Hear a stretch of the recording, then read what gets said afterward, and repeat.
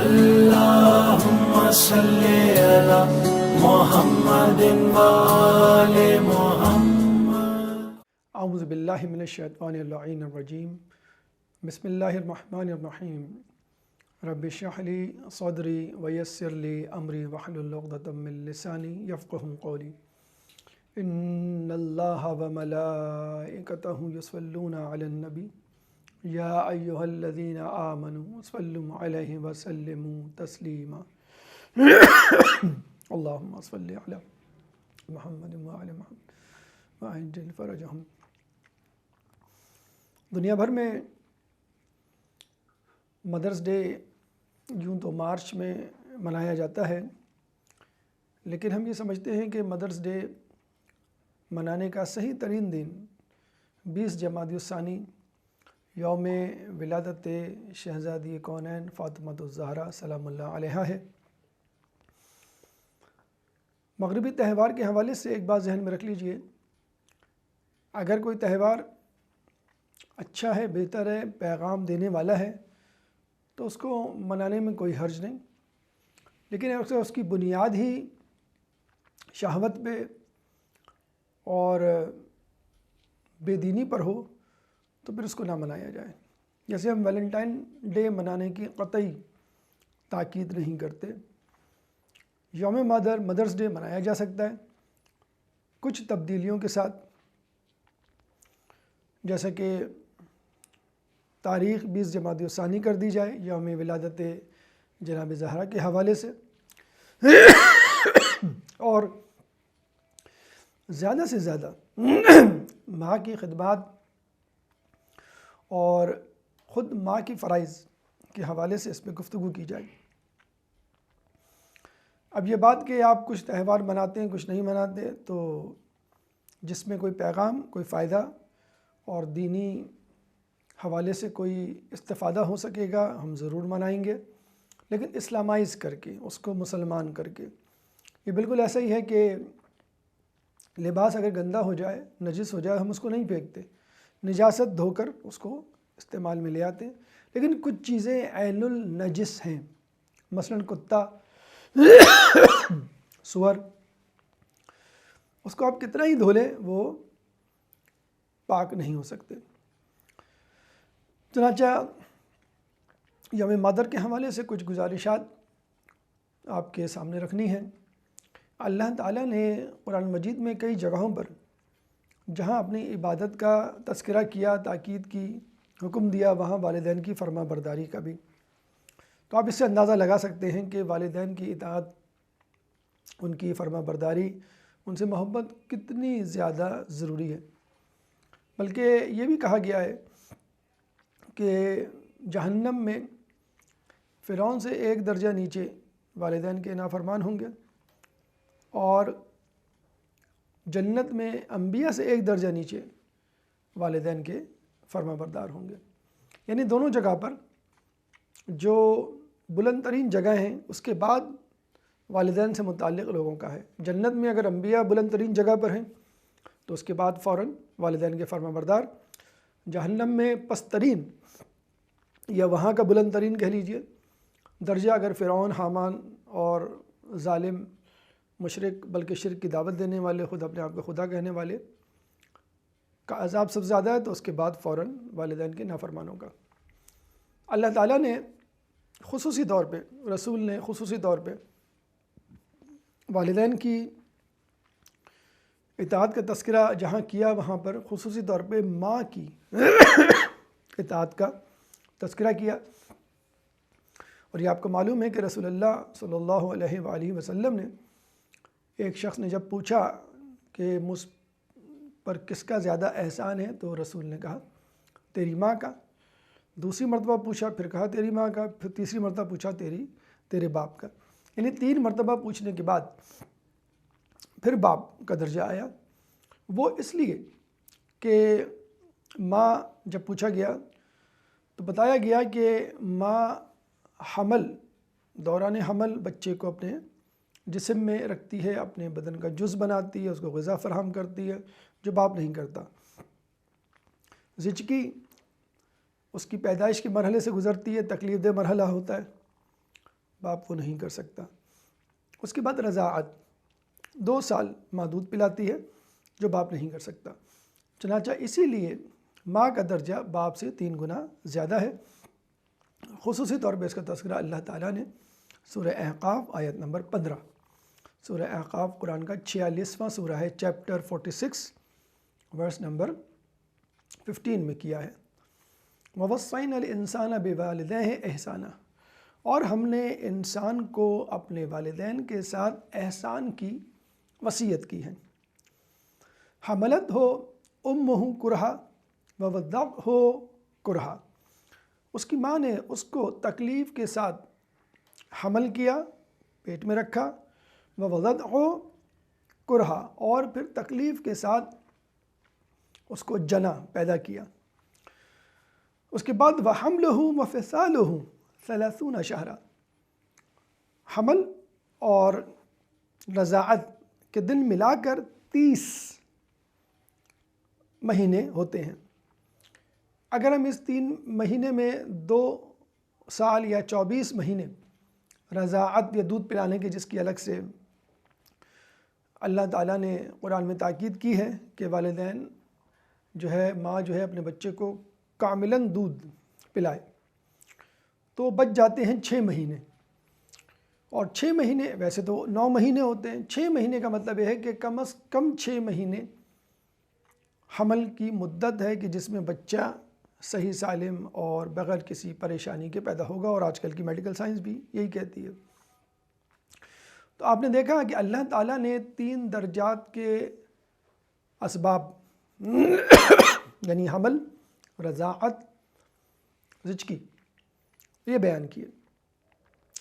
اگر احادیث کو کھنگالیں اور معلوم کریں کہ ان کی کیا اہمیت، فضیلت، ثواب ہے، تو معلوم ہوگا کہ حمل کے ثواب کے بارے میں حدیث رسول ہے کہ ماں جتنے دن بچے کو اپنے پیٹ میں رکھتی ہے، اتنے دن کی عبادت کا ثواب ملتا ہے کہ جس میں وہ دن میں روزے رکھے اور رات میں شب بیداری کریں۔ اس کے علاوہ زچگی کے دوران جو تکلیف برداشت کرتی ہے، اس کے لیے رسول کے پاس ایک شخص آیا اور کہنے لگا کہ میں نے اپنی ماں کو کندھے پہ بٹھا کر پورا حج کروایا۔ اچھا، کندھے پہ بٹھانے کا مطلب ہے وہ اپنے شہر سے چلا اسی حالت میں، پھر قیام کیا، پھر وہاں سے حرم، پھر حرم کے طواف کے ساتھ چکر، پھر سعی صفا و مروہ کی، یہ تمام مناسک، یہ تمام مراحل اس نے اپنی ماں کو کندھے پہ بٹھا کے کیے۔ بڑے فقریہ لہجے سے رسول اللہ سے کہا کہ کیا میں نے ماں کا حق ادا کر دیا؟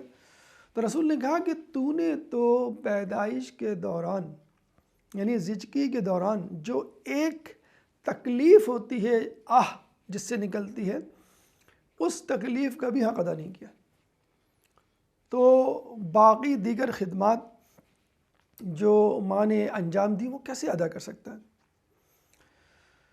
باپ کے بارے میں کہا جاتا ہے کہ باپ کا احسان اگر انسان پوری زندگی اس کی خدمت کرے تو پلٹا سکتا ہے، لیکن ماں کا احسان چاہے وہ صحرا کے ذروں کے برابر، بارش کے قطروں کے برابر کھڑا رہے خدمت کے لیے، تو بھی نہیں پلٹا سکتا۔ ایک نوجوان نے اپنی ماں سے کہا، ماں آج میں تیرا احسان تجھے لوٹانے آیا ہوں، تو مانگ مجھ سے کیا خدمت مانگتی ہے؟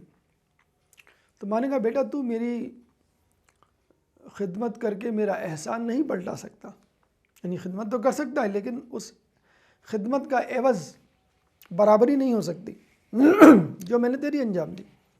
اس نے کہا نہیں، میں نے تہیہ کیا ہوا ہے کہ تیری خدمت کا عوض تیرا احسان چکا کے رہوں گا۔ تو ماں نے کہا ٹھیک ہے، تو ایک ساتھ میرے ساتھ سو جا میرے بستر پہ۔ وہ نوجوان ماں کے ساتھ سو گیا۔ تھوڑی دیر بعد ماں نے اس سے کہا کہ بیٹا ایک گلاس پانی لانا۔ وہ فوراً بھاگا گیا، جی اماں جی ماں ابھی میں لے کر آتا ہوں۔ پانی لے کر آیا، ماں نے پانی دیا، پیا، اور تھوڑا سا پانی جو بچ گیا وہ بستر پہ ڈال دیا جہاں وہ سویا ہوا تھا۔ اب وہ بڑا پریشان ہوا کہ بھئی یہ کیا معاملہ ہے؟ پھر اس نے کہا شاید ماں مجھے تھوڑی سی زحمت میں مبتلا کرنا چاہتی ہے، کوئی بات نہیں، میں نے بھی تہیہ کیا ہوا ہے۔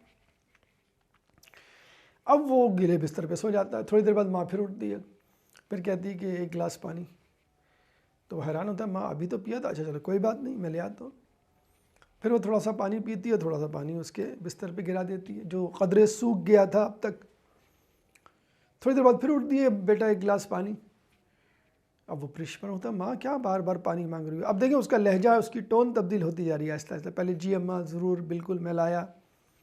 پھر چوتھی پانچویں مرتبہ جب وہ لایا تو وہ چیخ پڑا کہ ماں کیا کر رہی ہو؟ بار بار پانی پی رہی ہو اور بار بار میرا بستر گیلا کر رہی ہو۔ تو ماں نے کہا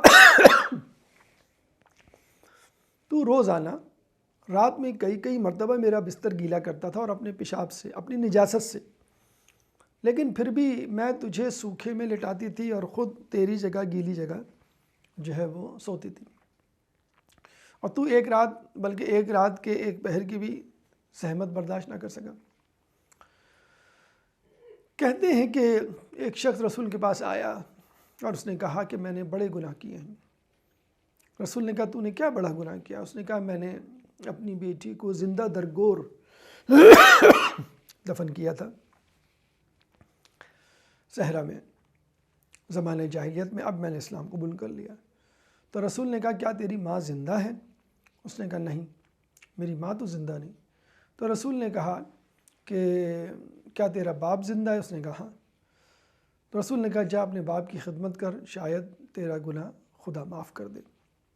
اس کے جانے کے بعد رسول نے اصحاب کو مخاطب کر کے فرمایا اگر اس کی ماں زندہ ہوتی تو اس کے گناہ جلدی معاف ہو جاتے۔ یعنی ماں کی محبت، ماں کی خدمت، ماں باپ کی فرما برداری گناہوں کا کفارہ ہے، خصوصی طور پر ماں کی تعظیم، ماں کی تکریم، ماں کی خدمت، ماں کا خیال انسان کو انبیاء کے درجے تک لے جاتا ہے۔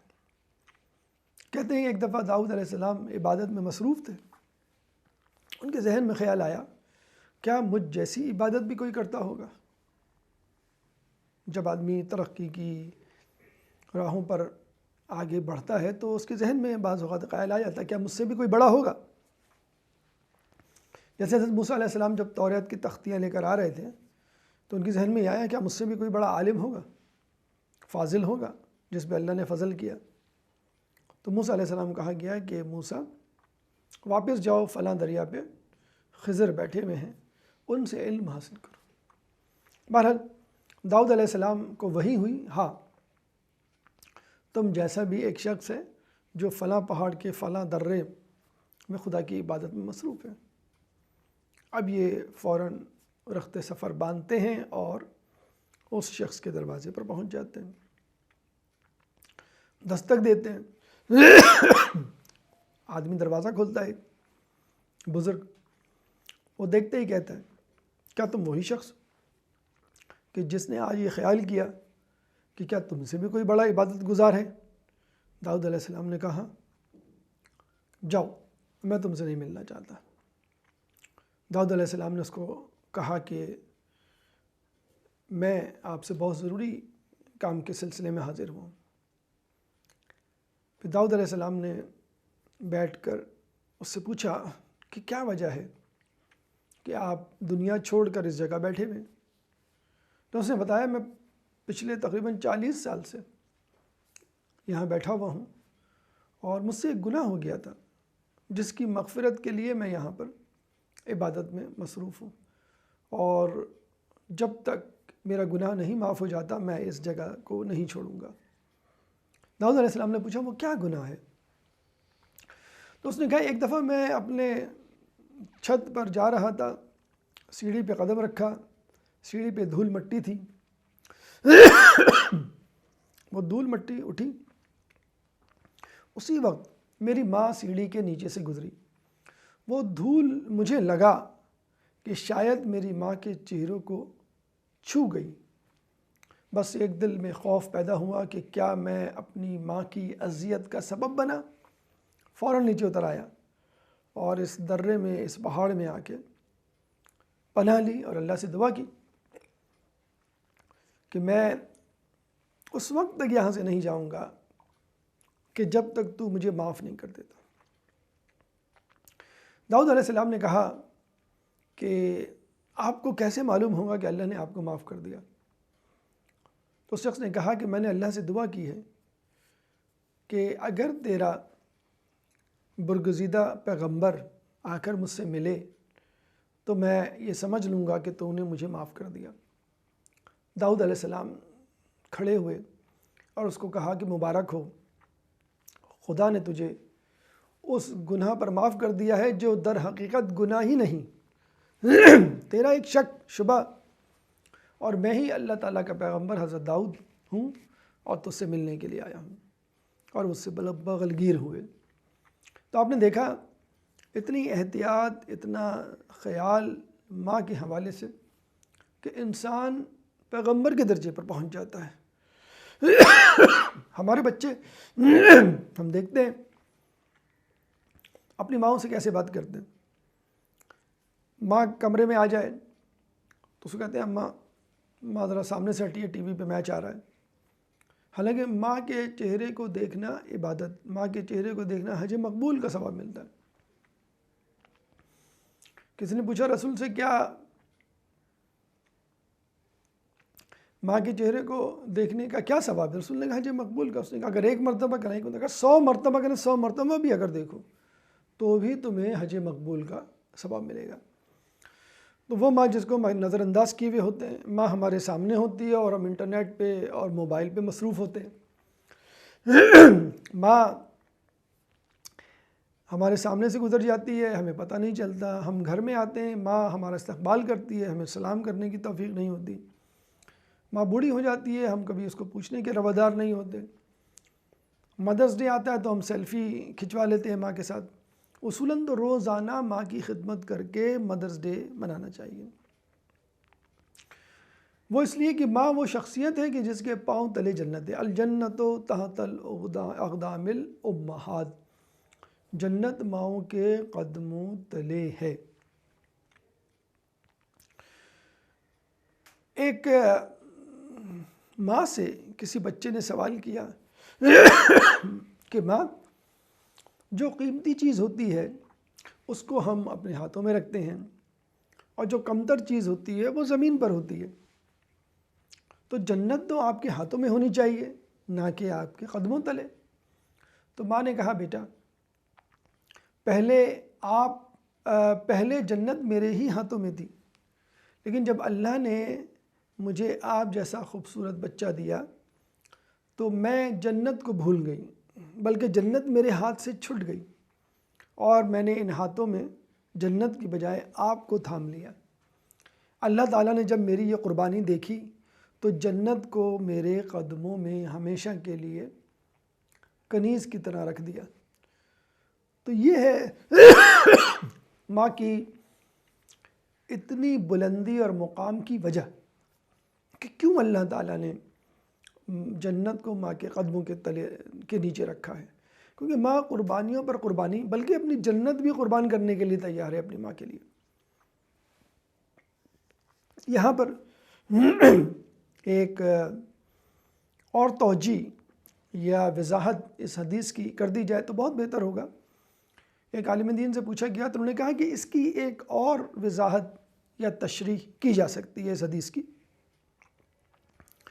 کہ جب رسول فرما رہے ہیں کہ جنت ماں کے قدموں تلے ہے تو اس کا مطلب یہ ہوا کہ جنت ماں کے پاس ہے. اگر وہ اپنے بچے کی تربیت صحیح طور پہ کرے گی تو وہ جنت میں چلا جائے گا، اور اگر وہ اپنے بچے کی تربیت صحیح طور پہ نہیں کر پائے گی تو وہ جہنم میں چلا جائے گا. اس معنوں میں جنت ماں کے قدموں تلے ہے کہ ماں ایسی روش اختیار کرے، ایسی سیرت اپنائے کہ بچہ جب اس کی پیروی اور اتباع کرے اور اس کے قدم با قدم چلے تو گویا اس نے جنت حاصل کر لی۔ اب یہ ماں اپنے بچے کی تربیت کیسے کر سکتی ہے، اس کی چند مثالیں، کیونکہ مدرس ڈے میں جہاں ہمیں ماں کا مقام و مرتبہ بتلانا مقصود ہے، وہاں پہ ماں کی ذمہ داری بھی اجاگر کرنا ضروری ہے۔ کہتے ہیں کہ ایک ماں اپنے بچے کے ساتھ سفر کر رہی تھی اور کسی نے دیکھا وہ ماں جو ہے وہ کتاب پڑھ رہی، اس کے ساتھ اس کا بچہ بیٹھا ہوا ہے، وہ بھی کتاب پڑھ رہا ہے۔ لوگوں نے، کسی صاحب نے سامنے بیٹھے ہوئے کہا کہ ماشاءاللہ آپ کا بچہ موبائل سے نہیں کھیل رہا، کوئی کھلونا اس کے پاس نہیں ہے، اتنا چھوٹا سا بچہ ہے اور کتاب کھول کے بیٹھا ہوا ہے۔ تو ماں نے کہا کہ بچے آج کل سنتے کہاں ہیں، وہ تو بس دیکھتے ہیں۔ یعنی ماں کتاب پڑھ رہی ہے تو بچہ بھی کہے گا ضرور یہ اہم چیز ہے، یہ کرنی چاہیے۔ تو ماں اگر ٹی وی پہ ڈرامے دیکھے گی تو بچے بھی ٹی وی پہ ڈرامے دیکھیں گے۔ ماں اگر موبائل پہ مصروف ہوگی بچے بھی موبائل پہ مصروف ہوں گے۔ ماں اگر رشتہ داروں کی غیبت کر رہی ہوگی تو بچے بھی غیبت کر رہے ہوں گے۔ ماں اگر گھر کو صاف ستھرا نہیں رکھے گی تو بچے بھی اپنے آپ کو، اپنے گھر کو صاف ستھرا نہیں رکھیں گے۔ تو یہ ہے وہ کاپی کیٹ فنومینا کہ بچے دیکھ کر سیکھتے ہیں۔ They are more visually oriented than verbally یا آڈیولی۔ تو کہنے کا مقصد یہ ہے کہ ماں تربیت کر کے اپنے بچے کو صحیح مقام پر لا سکتی ہے۔ کچھ مائیں فوجی جرنیل کی طرح، ایک پولیس مین کی طرح بچے سے جو ہے وہ سختی سے پیش آتی ہیں اور اس سخت کی وجہ سے بعض اوقات بچہ بگڑ بھی جاتا ہے۔ کہتے ہیں کہ امریکہ میں کافی سالوں پہلے ایک بچے کی کمپلین اس کی ماں کو گئی ایک لیٹر کی صورت میں، کہ جس میں لکھا تھا کہ آپ کا بچہ بہت زیادہ شرارتی ہے، ہم نے بہت کوشش کر لی لیکن یہ سدھرنے کا نام نہیں لے رہا، چنانچہ بہتر ہے اس کو گھر میں رکھیں اور ہمارے اسکول کے بچوں کا مستقبل محفوظ رہنے دیں۔ اب یہ ماں جب پڑھتی ہے تو وہ سناٹے میں آ جاتی ہے، اداس ہو جاتی ہے، چپ ہو جاتی ہے۔ اس کا بیٹا پوچھتا ہے کہ ماں خط میں کیا لکھا ہے؟ ماں کہتی ہے کہ اسکول والوں نے کہا ہے کہ آپ کا بچہ اوور اسمارٹ ہے، بہت زیادہ انٹیلیجنٹ ہے، اور ہمارے پاس اتنے کوالیفائڈ ٹیچرز نہیں کہ جو آپ کے بچوں کے سوالات کا جواب دے سکیں، بہتر یہ ہے کہ کس کو کسی بڑے اسکول میں داخل کروائیں۔ بچے نے کہا ماں اب کیا ہوگا؟ تو ماں نے کہا بیٹا فی الحال میں تمہیں پڑھاؤں گی اور تمہیں کچھ عرصے خود سے پڑھنا ہے، پھر ہم دیکھیں گے اگر کوئی اسکول مل گیا تو اس میں آپ کو داخل کروا دیں گے۔ اس کے بعد ماں نے بچے کو پڑھانا شروع کیا اور پھر بچے نے خود پڑھا، اور آپ کو معلوم ہے وہ بچہ آگے چل کر کیا بنا؟ مشہور زمانہ سائنسدان، جس کی ایجاد کے زیر اثر ہم اپنے کام انجام دیتے ہیں۔ اس وقت بھی ہم ٹیوب لائٹ اور بلب کے نیچے یہ ساری ریکارڈنگ کروا رہے ہیں۔ جی ہاں، اس کا نام تھا تھامس آلو ایڈیسن۔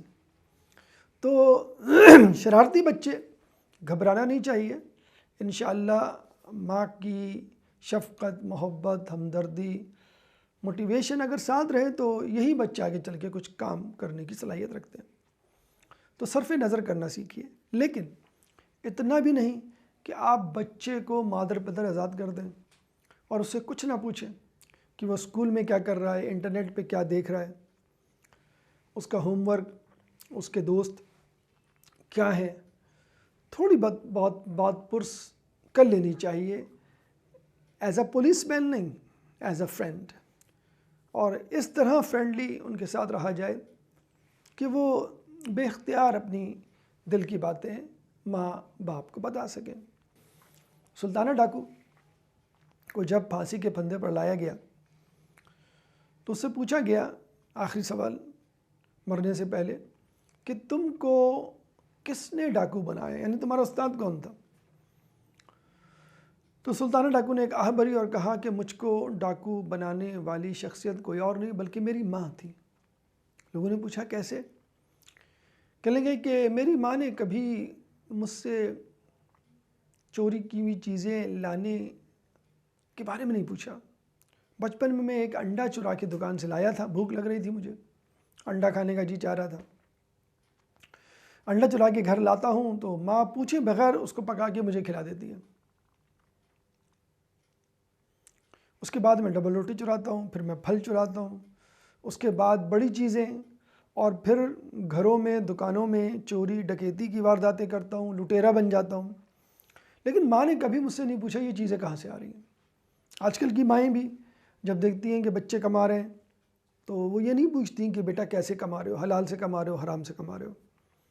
پھر بچے مادر پدر آزاد ہو جاتے ہیں کہ بھئی کمانا مقصد ہے، زیادہ کمانا اچھی بات ہے، حرام حلال کی کوئی قید نہیں۔ تو اگر ہم اکاؤنٹیبلٹی مواخذہ نہیں کریں گے تو ہمارے بچوں کا مواخذہ معاشرہ کرے گا، خدا نخواستہ جج کرے گا، اور اس کے بعد قیامت میں تو خدا بہرحال مواخذہ اکاؤنٹیبلٹی تو ضرور ہی کرے گا۔ بی بی سیدہ سلام اللہ علیہا سے سبق لیجئے کہ جب حسن حسین آتے تھے مسجد نبوی سے تو وہ پوچھتی تھی آج تمہارے بابا نے، تمہارے نانا نے کیا پڑھا؟ وہ بتاتے تھے، بہت خوش ہوتی تھیں۔ اور جب ایک دفعہ امام علی کو بتایا تو مولانا نے کہا کہ ٹھیک ہے، آج میں پردے کے پیچھے کھڑے ہو کے سنوں گا کہ میرے بیٹے کیا سناتے ہیں۔ تو جناب حسن نے جب بتانا شروع کیا تو وہ ہکلانے لگے، لکنت آ گئی زبان پر، کہا کہ ضرور میرے بابا کہیں آس پاس کھڑے۔ تو یہ وہ اکاؤنٹیبلٹی تھی جو بی بی سیدہ نے جاری رکھی۔ پھر اپنے بچوں کو گھر آنے پر یا قرۃ العینی یا میرے دل کے چین، میرے آنکھوں کے نور کہہ کے مخاطب کرنا۔ اور ہمارے یہاں جب بچہ گھر آتا ہے تو ہم کہتے ہیں بھئی آ گئے، تمہارا تو روز آنا، لیٹ آنا جو ہے وہ ایک روٹین بن گیا ہے، تمہارا تو کوئی ٹائم نہیں ہوتا، دوستوں میں گھومتے رہتے ہو، بجائے اس کے کب پیار محبت سے استقبال۔ ٹھیک ہے، ہو سکتا ہے اگر وہ کوئی غلط کام کر کے بھی آ رہا ہے تو پہلے اس کا استقبال کیا جائے، پھر وہ بیٹھے، پھر اس سے پوچھا جائے۔ جب ماں باپ کے پاس ٹائم نہیں ہے بچے کو دینے کو تو جوانی میں بچے کے پاس ٹائم نہیں ہوتا ماں باپ کو دینے کو۔ پہلی کی مائیں ہائیڈروجن سرپ آتا تھا ایک زمانے میں، وہ دے دیا کرتی تھیں، وہ بچہ پی کر نیند کی، کھانسی کی دوا ہوتی تھی، وہ سو جاتا تھا۔ آج کی مائیں سرپ کی بجائے ٹیبلٹ، میں کمپیوٹر والے ٹیبلٹ کی بات کر رہا ہوں، یا موبائل دے دیتی ہیں، بچہ اس میں مصروف رہتا ہے۔ پہلے ایک گھر میں ایک کمرے میں رہتے تھے اور پتہ نہیں ہوتا تھا کہ لوگ کہاں ہیں۔ اب ایک ہی صوفے پر باپ بیٹے بیٹھے ہوئے ہیں، ایک ہی بستر پہ ماں بیٹی بیٹھی ہوئی ہے، اور دونوں کو نہیں پتہ کہ وہ کیا دیکھ رہا ہے اور وہ کیا سن رہا ہے۔ فاصلے ایسے بھی ہوں گے یہ کبھی سوچا نہ تھا، سامنے بیٹھا تھا وہ اور وہ میرا نہ تھا۔ اس طرح دوریاں، اس طرح جنریشن گیپ ماں اور باپ میں پیدا ہو گیا ہے۔ تو خدا را اپنے بچوں میں فرینڈلی انوائرمنٹ، ایک فرینڈلی سرکل ڈیولپ کریں کہ جہاں بیٹھ کر آپ بچوں سے باتیں کریں، ورنہ ہوگا یہ کہ بچے اپنے ذہن میں ابھرنے والے سوالات ماں باپ سے نہیں گوگل سے پوچھیں گے، بلکہ اب تو پوچھنے لگے ہیں۔ اور گوگل یہ نہیں دیکھے گا کہ بچہ مسلمان ہے، ہندو ہے، کرسچن ہے، ملحد ہے۔ بچہ تو گوگل تو ایک سائنٹیفک جواب دے گا جو سائنسی بنیادوں پر ہوگا۔ خدا، قیامت، فرشتے، جنت، دوزخ، یہ سائنٹیفک بنیادوں پر پروون نہیں ہے، اشارے کے نائے ضرور ملتے ہیں، تو ان کی جوابات نہیں دے گا، یا ان کو متھ، فرضی کہانیاں، جھوٹی داستانیں قرار دے گا۔ تو اگر آپ چاہتے ہیں کہ آپ کے بچے آپ سے دور نہ جائیں، آپ کے بچے آپ سے قریب رہیں، آپ کے بچے بگڑے نہیں، یعنی ہم یہ سمجھتے ہیں کہ اگر آپ چاہتے ہیں آپ کے بچے بگڑے نہیں تو کم از کم جو لیول، معیار اور لمٹ ہے بچوں کی، وہ ہے فرما برداری والدین، اوبیڈینس ٹو دیئر پیرنٹس۔ اگر وہ اوبیڈینٹ ہیں اپنے پیرنٹس کے تو وہ نہیں بگڑیں گے۔